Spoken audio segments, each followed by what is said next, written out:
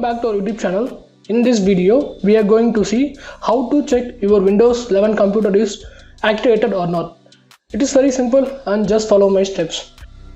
Now click on Start button and go to Settings.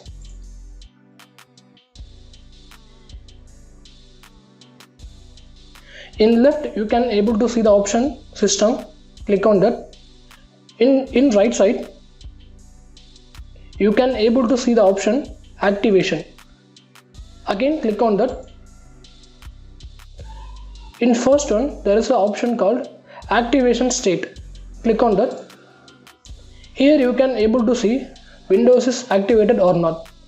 And my Windows is activated and it is showing that Windows is activated with digital license linked to your Microsoft account. And there is one more step.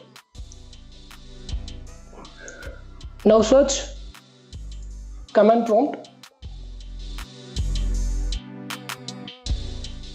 and search address bar. Here you can able to see command prompt option. Give run as administrator. Allow yes. Here just type slmgr space /xpr and click enter button. Here you can able to see the machine is permanently activated. So that's it guys. Hope you all like this video. If you really like this video, do like, share, comment and subscribe.